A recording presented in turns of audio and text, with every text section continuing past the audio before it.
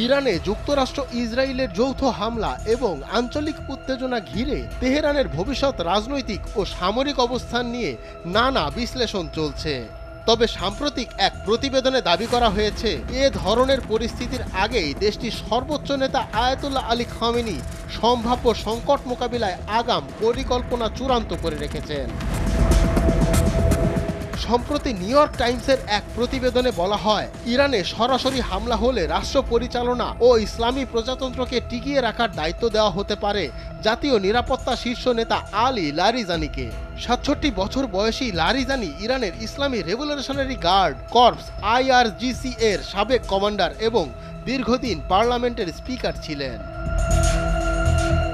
সরকারের ঘনিষ্ঠ একজন রক্ষণশীল বিশ্লেষক নাসের ইমানি তেহরান থেকে টেলিফোন সাক্ষাৎকারে বলেছেন, আয়াতুল্লাহ খামেনির সঙ্গে জনাব লারিজানির দীর্ঘ ও ঘনিষ্ঠ সম্পর্ক রয়েছে এবং তীব্র সামরিক ও নিরাপত্তা সংকটের সময়ে সর্বোচ্চ নেতা তাকে ভরসা করেছেন।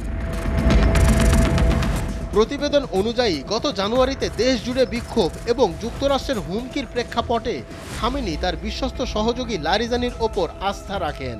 এরপর থেকেই নিরাপত্তা, কূটনৈতিক ও কৌশলগত বিষয়ে লারিজানির প্রভাব বাড়তে থাকে। ইসলামী শাসন ব্যবস্থার অবসানের দাবিতে সাম্প্রতিক বিক্ষোভ কঠোরভাবে দমনেও তার ভূমিকা ছিল গুরুত্বপূর্ণ। কূটনৈতিক ক্ষেত্রেও সক্রিয় রয়েছেন লারিজানি। তিনি রাশিয়ার প্রেসিডেন্ট ভ্লাদিমির পুতিনের সঙ্গে পরামর্শ করতে মস্কো সফর করেছেন। পাশাপাশি কাতার ও ওমানের মতো আঞ্চলিক শক্তির সঙ্গে যোগাযোগ রক্ষা এবং ওয়াশিংটনের সঙ্গে পারমাণবিক আলোচনা তদারকিতেও ভূমিকা রাখছেন। চলতি মাসে দোহা সফরে এক সাক্ষাৎকারে তিনি বলেন, আমরা যুদ্ধ চাই না, তবে যুদ্ধ চাপিয়ে দিলে কঠোর জবাব দেওয়া হবে। গত কয়েক মাসে আমরা দুর্বলতা চিহ্নিত করে প্রস্তুতি নিয়েছি।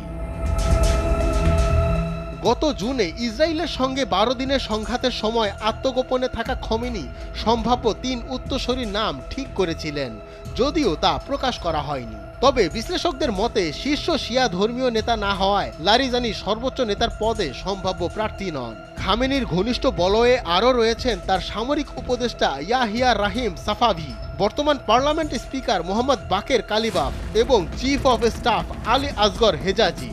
যুদ্ধকালীন সশস্ত্র বাহিনীর সমন্বয়ে কালিবাফকে ডেপুটি হিসেবে বিবেচনা করা হচ্ছে। ডেস্ক রিপোর্ট, সময়ের আলো।